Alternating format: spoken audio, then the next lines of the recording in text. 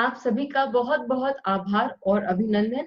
आज हम फिर वापस आए हैं उत्तरा शर्मा जी के साथ, डॉक्टर उत्तरा शर्मा जी के साथ, क्योंकि उन्होंने अपना पीएचडी भी किया है। दीदी, आपने किस सब्जेक्ट पे अपना पीएचडी किया है?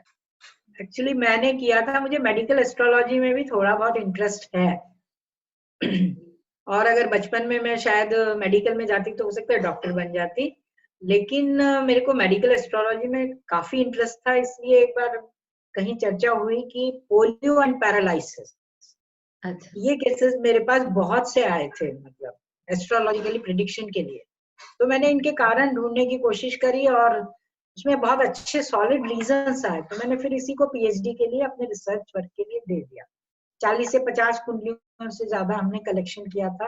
पोलियो हॉस्पिटल से लिए थे, रिश्तेदार थे, कई जान पहचान वाले, उन सब लोगों से कलेक्ट करी थी कुंडलियां। यहाँ तक कि जो मेरा टाइपिस्ट था, जिसने मेरा थीसिस टाइप किया, वो खुद भी पोलियो से ग्रस्त, हमने उसको भी शामिल कर दिया। मैंने कहा तुम भी आ जाओ।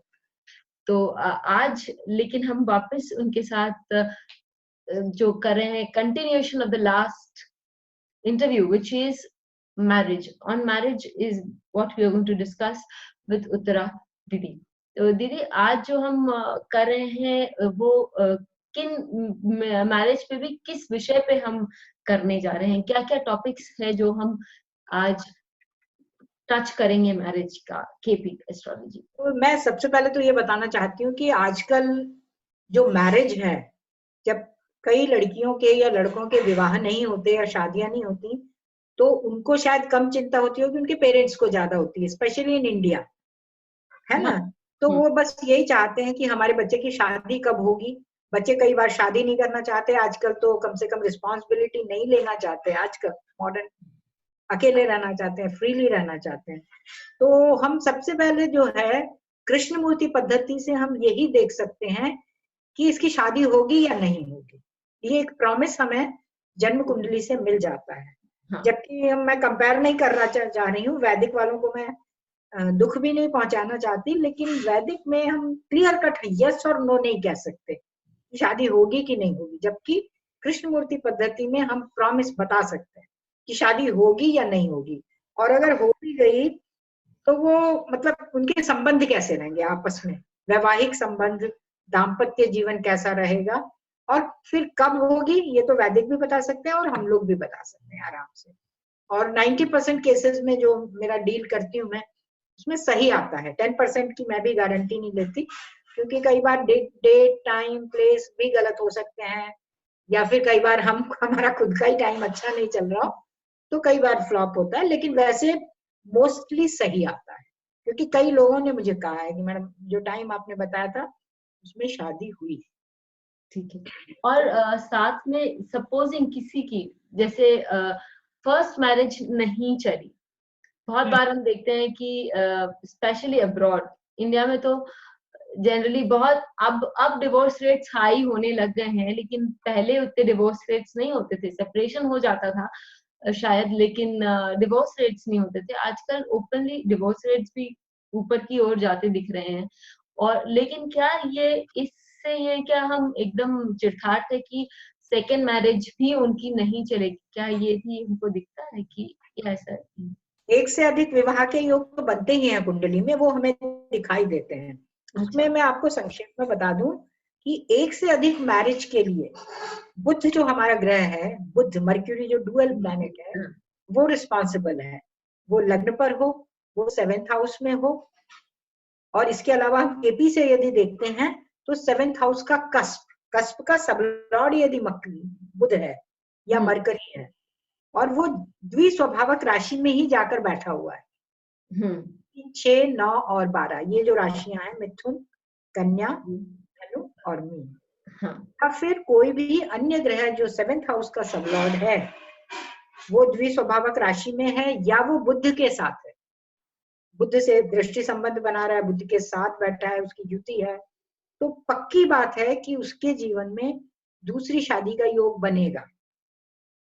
पक्की बात है, 100% केसेस होते हैं। कभी कभी ऐसा होता है कि बातचीत फाइनल होकर और छूट जाती है, और हाँ, तो वो भी हम शादी के समान ही बस फेरे, लेकिन पूरी पक्की हो गई, सगाई हो गई, सब कुछ हो गया और छूट जाता है।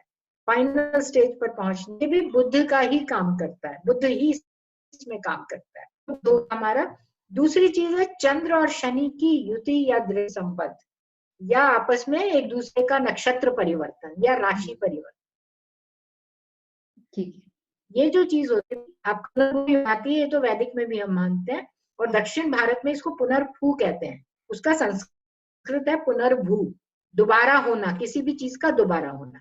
तो इसमें क्या होता है कि एक बार बातचीत पक्की होती है, ये लग्न और सप्तम से ये भाव जुड़ते, ग्रह जुड़ते हैं, तो फिर क्या होता है कि एक बार तो बातचीत पक्की होके पहुंचती है और वो फिर अटक जाती है किसी कारणवश, उसमें डिले होता है या डिनायल भी होता है, लेकिन उसके बाद दोबारा होती है, शादी हो जाती है। और बुध, चंद्र और बुध या तो एक दूसरे के नक्षत्र में बैठे हैं, किसी प्रकार की चंद्र बुध नहीं, चंद्र और शनि, शनि, चंद्र और शनि।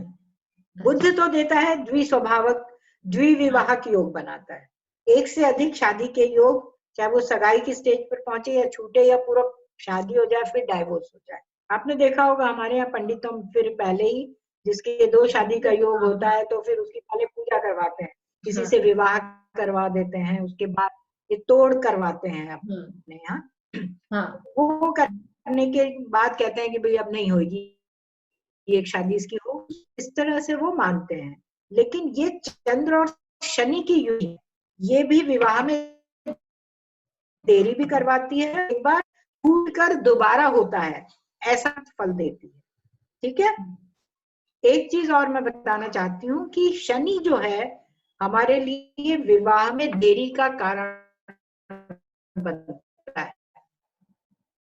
अच्छा। सबसे अधिक हमने देखे हैं रीजन उसमें देखे हैं कि 5th हाउस में यदि शनि रहता है, स्थित हो 5th हाउस में, ठीक है, 5th हाउस का शनि 7th पर भी डालता है, 11th पे भी डालता है और 2nd पे भी डालता है। तो ये अकारक ही विवाह में देरी करवाता है, लेकिन यदि वो विवाह का कारक भी होता है तो देरी करवाता है, अन्यथा व्यक्ति शादी ही नहीं कर पाता।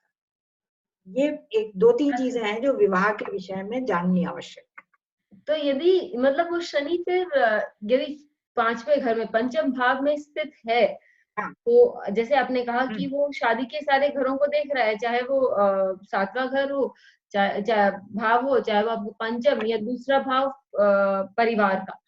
तो यदि वो बहुत स्ट्रॉन्ग शनि है तो विवाह करने का मतलब वो देगा ही नहीं, वो विवाह मतलब उसको विवाह से ही काट लेगा, दूर कर देगा। एक्चुअली क्या होता है कि जैसे मान लीजिए सिंह लग्न है या कर्क लग्न व्यक्ति की, तो सप्तम भाव में शनि की ही राशि आती है, तो वो उसको देखता है शनि को, तीसरी दृष्टि, तो वो विवाह करवाने में सहायक होगा, लेकिन करवाएगा खुद ही और देरी भी करवाएगा, अनावश्यक देरी। आदमी बिल्कुल निराश हो जाएगा, डिसहार्टन हो जाएगा, समझ नहीं आएगा और वो शादी करवा देगा, बशर्ते कि वो दशा अंतर्दशा कुछ भी चले और गोचर में भी वो फेवर जाए।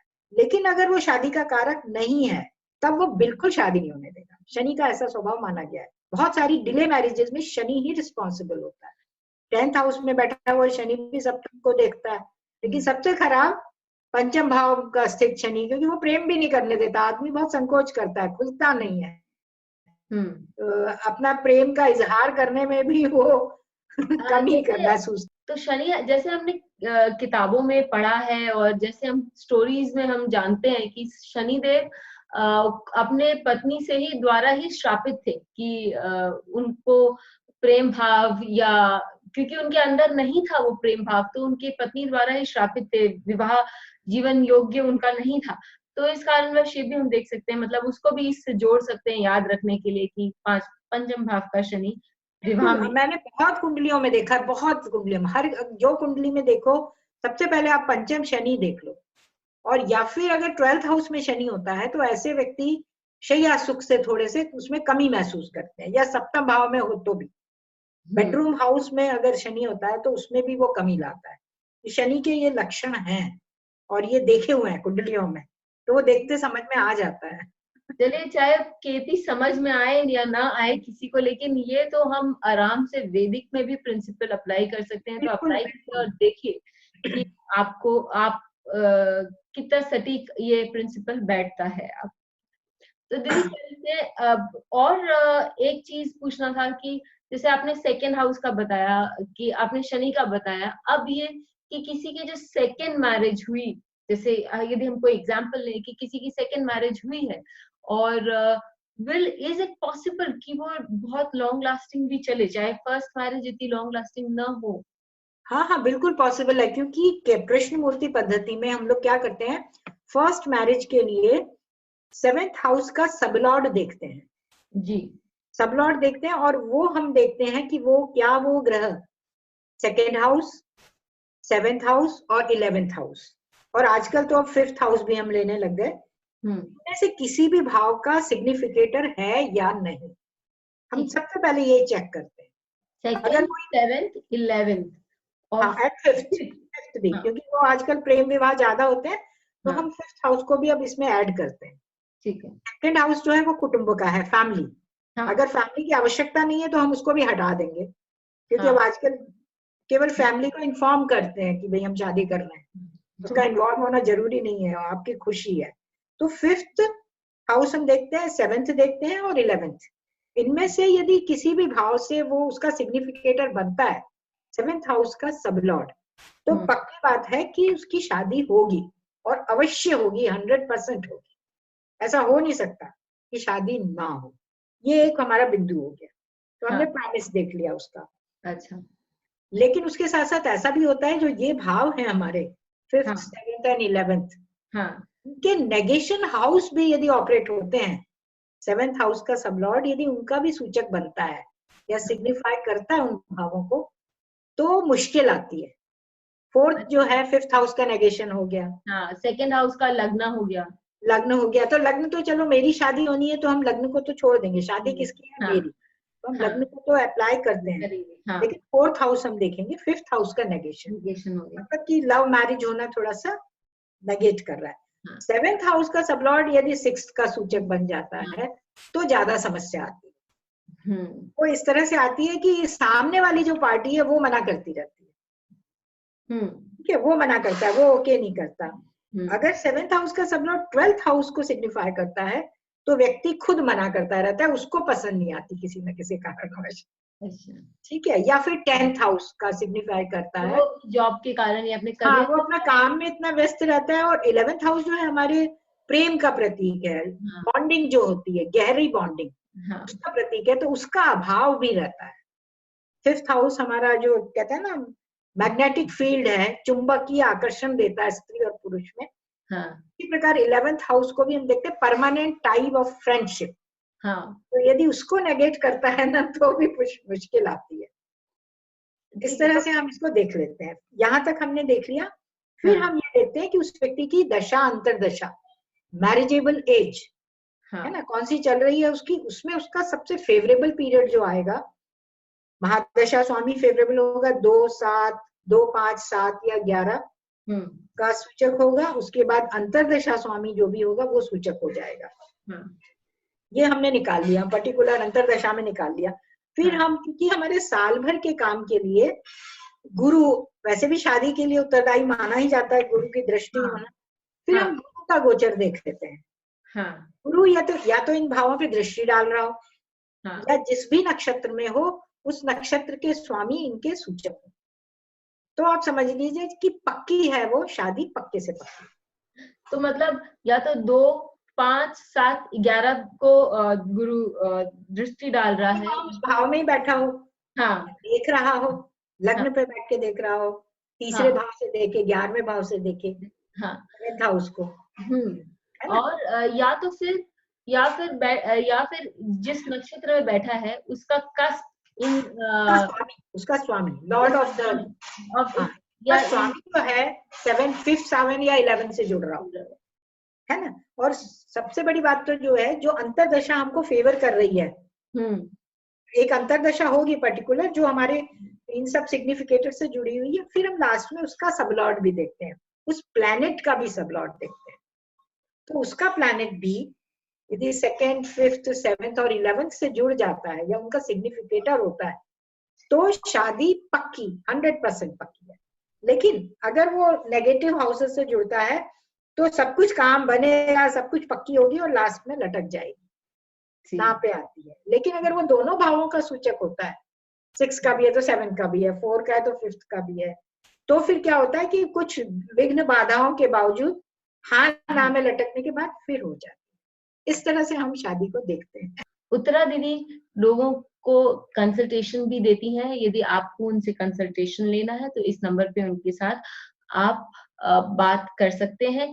लास्ट एपिसोड में हम लोगों ने बताया था कि उनके पास कुछ किताबें हैं जो कि उन्होंने खुद ट्रांसलेट करी हैं, केपी एस्ट्रोलॉजी की किताबें, कृष्णमूर्ति जी की इंग्लिश में लिखी हुई किताबें जो उन्होंने हिंदी में ट्रांसलेट करी हैं।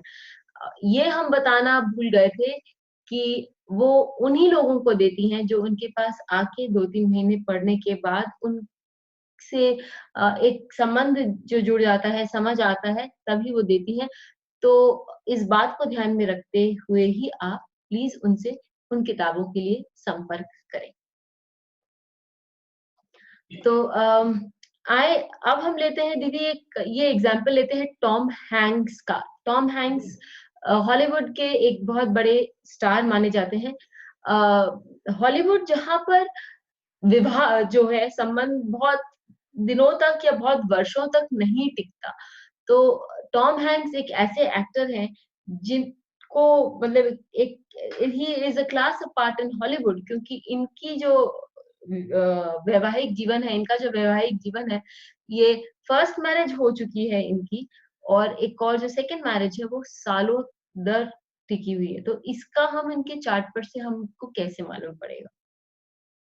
देखिए, हम सबसे पहले तो ये, क्योंकि ये हम विदेशी फॉरेन से आए हुए या फॉरेन के लोगों की कुंडली लेते हैं ना, तो हमें देश काल और परिस्थिति का ध्यान हमेशा रखना पड़ता है।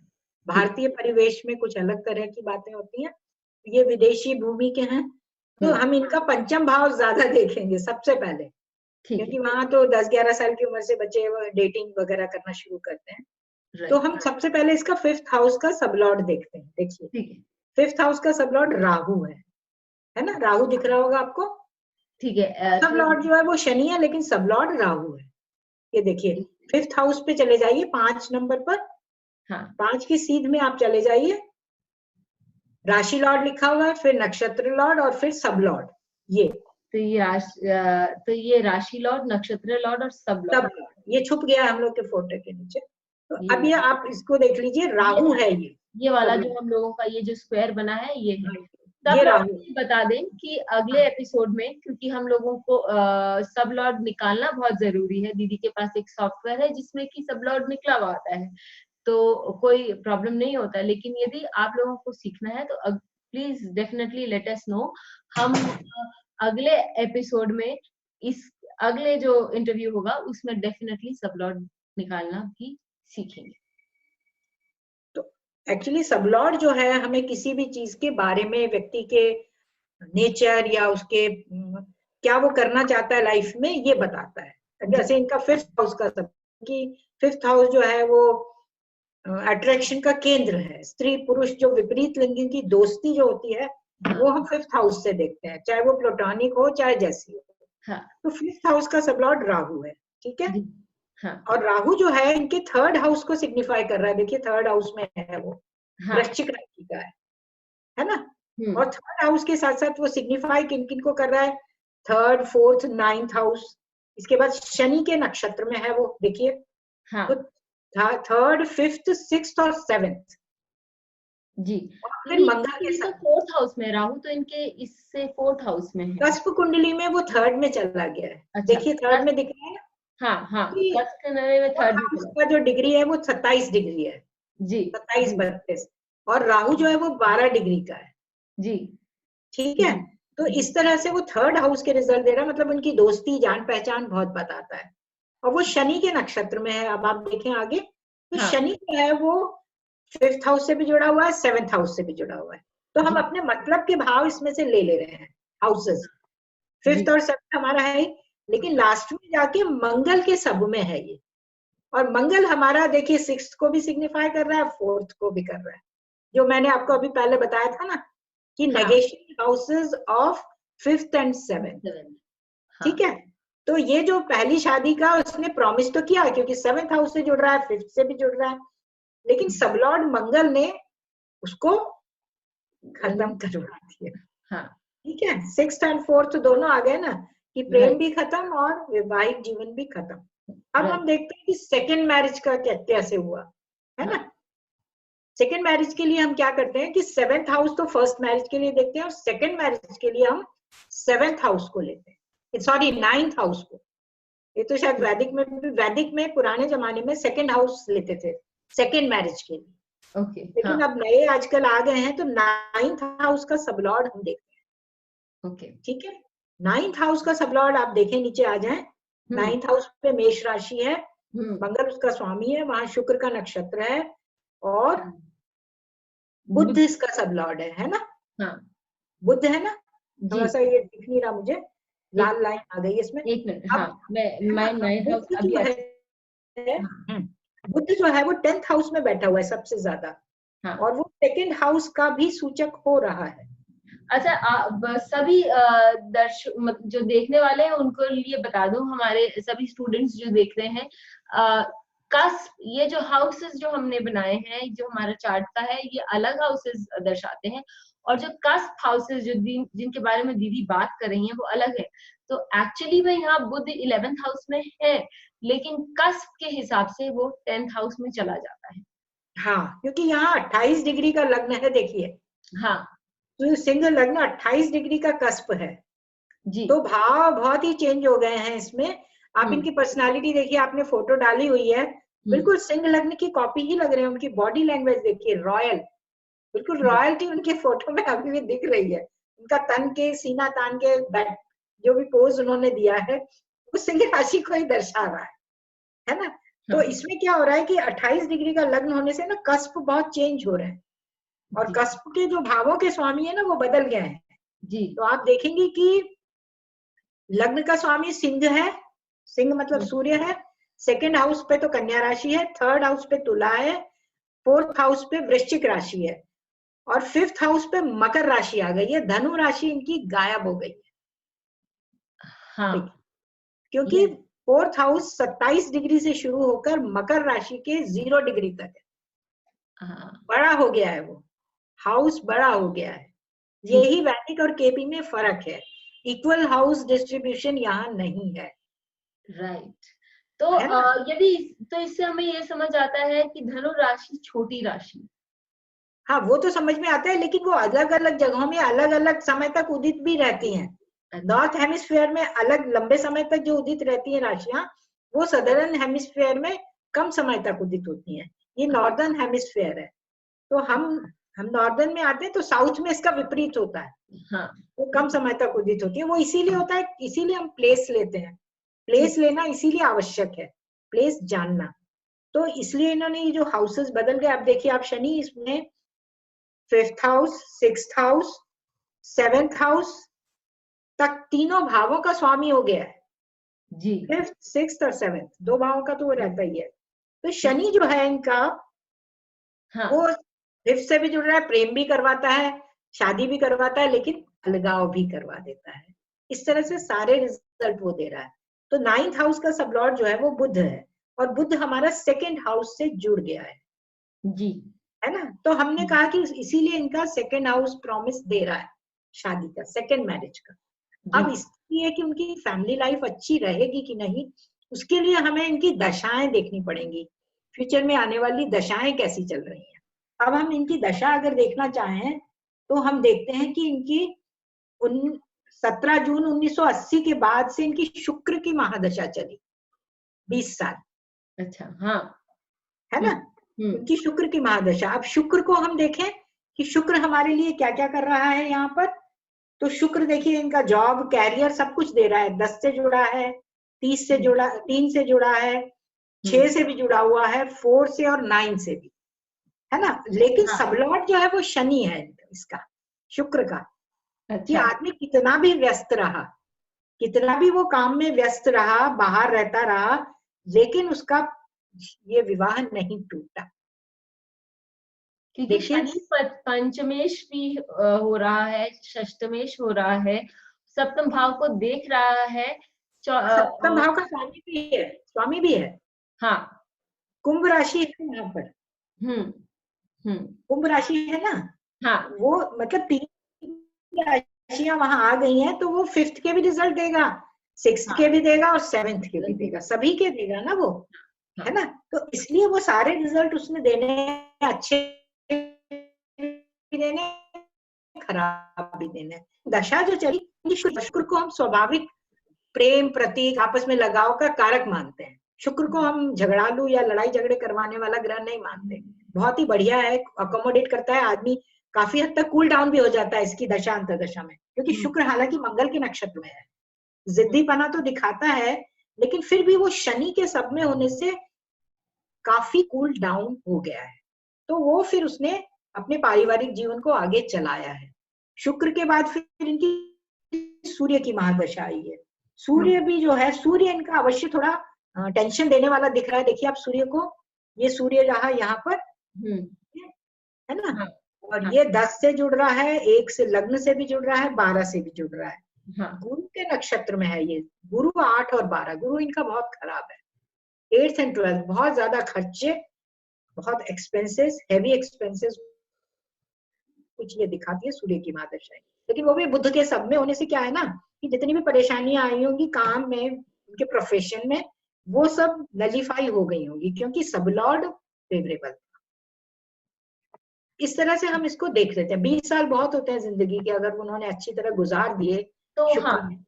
तो वही मैं बोलने वाली थी कि 20 साल गुजार दिए तो एक रिलेशनशिप जो है वो सीमेंट हो गया, बहुत बॉन्डेज पक्की हो जाती है, वो छूटती नहीं है। अगर आपस में कुछ समय के लिए कुछ आपस में मतभेद भी हो, तो वो थोड़े दिन के बाद खत्म हो जाते हैं, थोड़े कुछ दिन रहेंगे फिर ठीक हो जाता है। तो वो पक्का संबंध बन गया उनका। और शुक्र को हम देखते हैं इनके लिए, सिंह लग्न वालों के लिए इन जनरल मतलब अच्छा ही है, खराब नहीं है, शुभ ग्रह है। घर का है, अपने घर का है, अपने भाव में बैठा हुआ और है। हाँ, और वो मिथुन राशि का है। मिथुन राशि में होने का मतलब कोई भी ग्रह दोनों तरह की एक्टिविटी करवा देता है। द्विस्वभावक राशि में यदि कोई ग्रह आता है, हाँ, तो वो आदमी बहुत ही ज्यादा स्टबर्न नहीं रह पाता। सामने की मनोवृत्ति, सामने वाले के मनोविकारों, मनोवृत्तियों के आधार पर ढल जाता है। तो ये बहुत एक पॉजिटिव पॉइंट होता है। और प्रेमी जीव होते हैं सिंह लग्न वाले।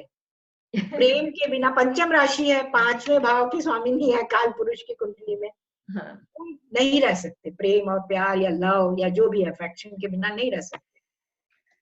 पुरुष है तो स्त्रियों से घिरे रहेंगे, स्त्रियां हैं तो पुरुष से घिरे रहती हैं।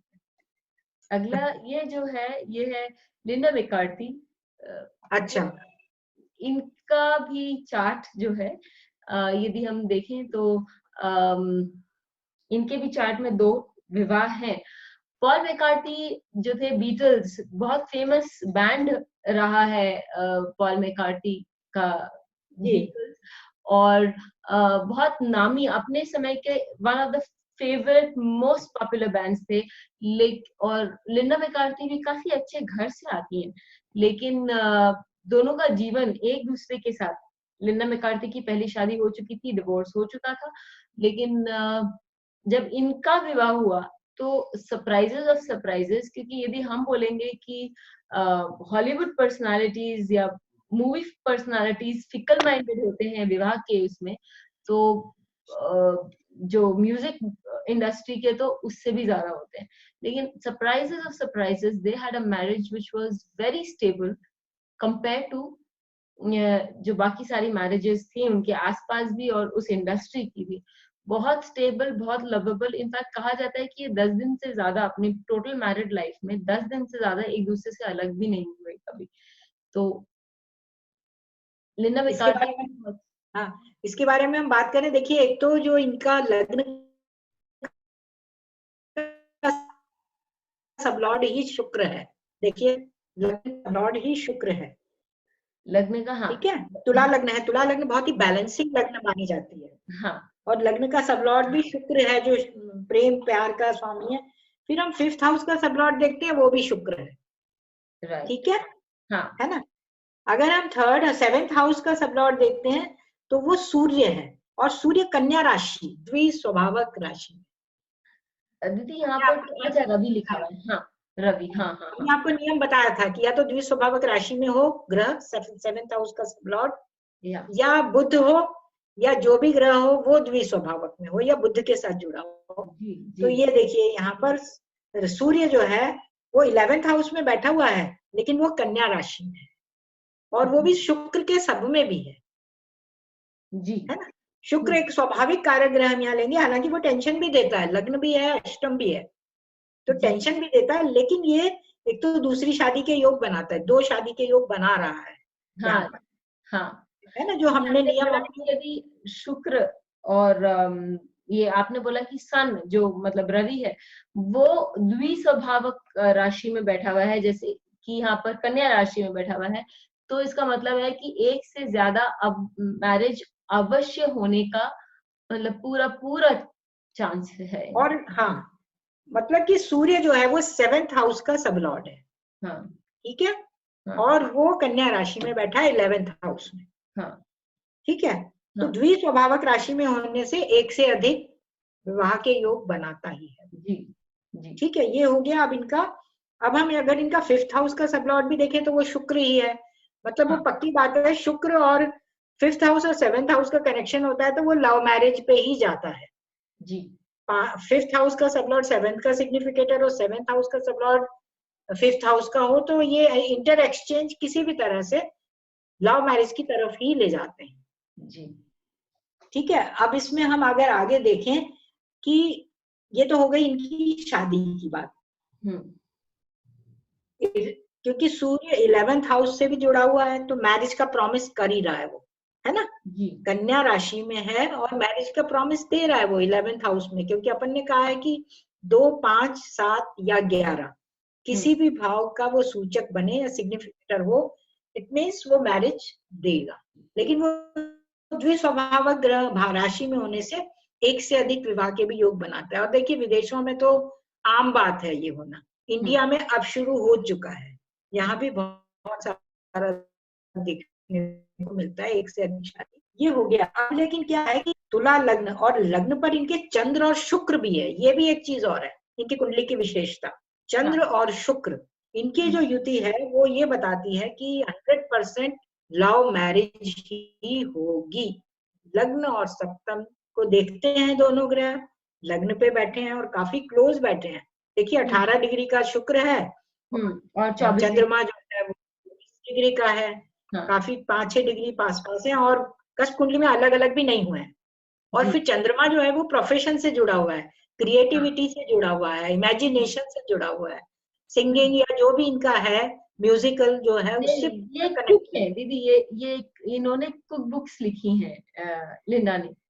अच्छा, इनके हस्बैंड म्यूजिक इंडस्ट्री के हैं, पॉल मैकार्थी, और लिंडा ने बहुत सारी, ये खुद अपने आप में एक जानी मानी नामी पर्सनालिटी थी।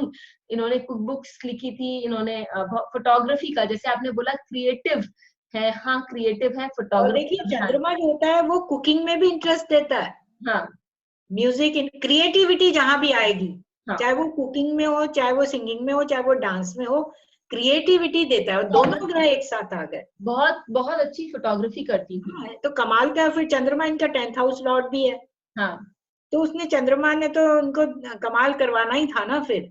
और ये प्रेम का भी कारक है, जी, तो जो इनकी चीजों को, इनकी क्रिएटिविटी को पसंद करेगा या इनको उनकी क्रिएटिविटी पसंद आएगी, उसको ये लाइफ लॉन्ग पसंद कर सकते हैं ये लोग।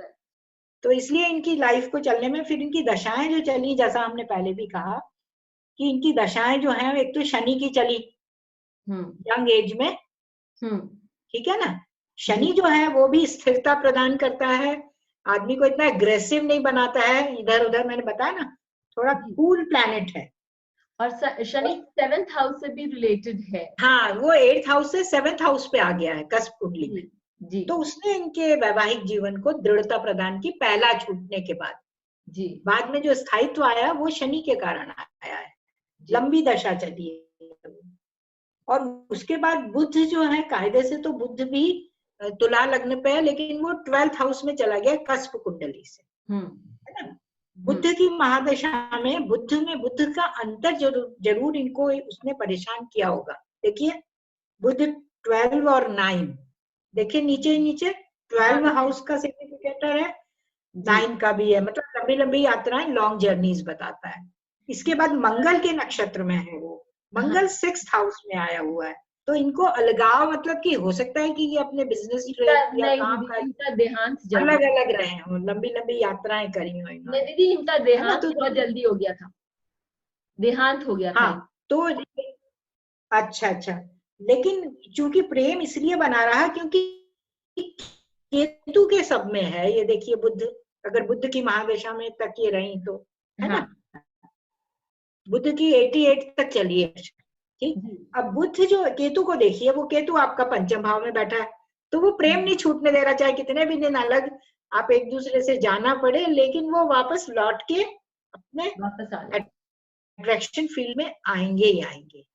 तो ये बुद्ध के कारण इनका ऐसा हो पाया आपस में। और फिर तुला लगने वाले मोस्टली लड़ने झगड़ने वाले नहीं होते हैं, बैलेंस बना के रखते हैं लाइफ में, कंप्रोमाइज कर लेते हैं। और फिर सॉफ्ट स्त्री ग्रह यदि लग्न पर हो, ये हमें देखना पड़ता है, तो ये बिल्कुल बहुत ही प्यारे जीव होते हैं, प्यारे प्राणी होते हैं। दीदी जैसे आपने कहा कि बहुत अच्छी थी तो बहुत प्यारी थी, हाँ जी, जो खुद अच्छे होते हैं उनको सभी अच्छे लगते हैं, ये क्या बात। और इनकी डेथ 1998 में हुई थी ब्रेस्ट कैंसर के कारण।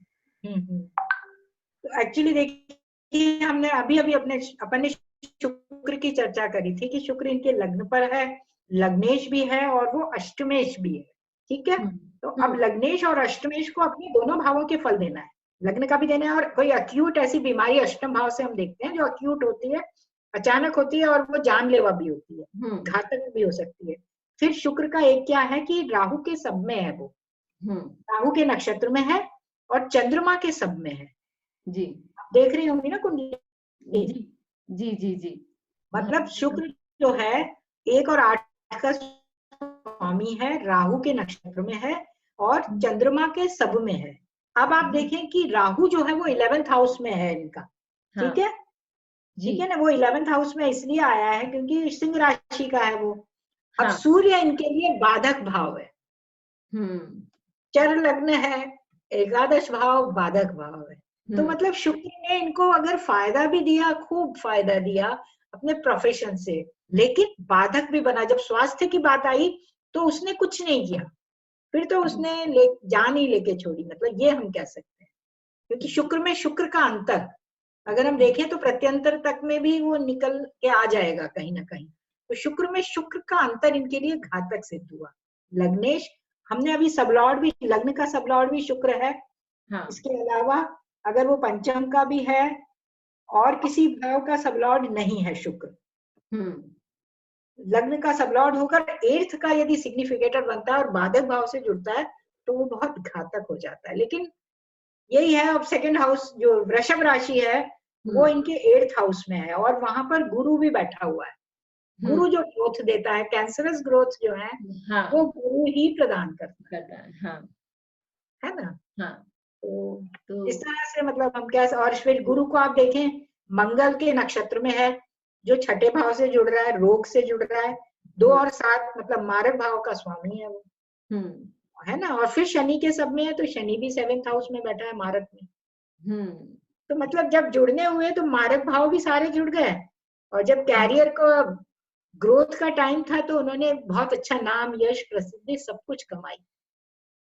इस तरह से हम इसको कह सकते हैं। थैंक यू सो मच दीदी। ये तो हुआ हमारा एक फर्स्ट मैरिज फेल होने के बाद सेकेंड मैरिज में prosperity and longevity in the second marriage, यानी कि द्वितीय जो विवाह हुआ वो बहुत अच्छे से और बहुत लंबे समय तक चला। टॉम हैंक्स का तो हम देख रहे हैं अभी तक चल रहा है। अगली बार अगले एपिसोड में हम वापस लेकर आएंगे दीदी के साथ मर्लिन स्ट्रिप का एग्जाम्पल, जो कि उनकी हॉलीवुड में कुछ चंद मैरिजेस में से है जो फर्स्ट टाइम मैरिज होने के बाद it's been an long lasting marriage, बहुत लंबी मैरिज चली है, 4 बच्चों के साथ एक हॉलीवुड की सुपर एक्ट्रेस की मैरिज। आप यदि पढ़ना चाहें तो पढ़ लें, आपको मालूम पड़ेगा कि it is one of the wonders. ऐसे बहुत कमती मैरिजेस हैं जो कि हॉलीवुड में सरवाइव कर पाई हैं। तो अगली बार ये जरूर इसमें देखें, और उसके नेक्स्ट एपिसोड में हम लेकर आएंगे सब लॉट निकालने की दीदी से शिक्षा विद्या। तब तक के लिए आप सबका अभिनंदन। दीदी थैंक यू सो मच। नमस्कार। बहुत अच्छा लगा आज की बातचीत। विवाह का टाइम ही है, विवाह जो है टॉपिक ऐसा ही है कि उसमें उसको करने में, उसको बातचीत करने में अच्छा लगता है, लोगों को खुश हो जाते हैं सब लोग।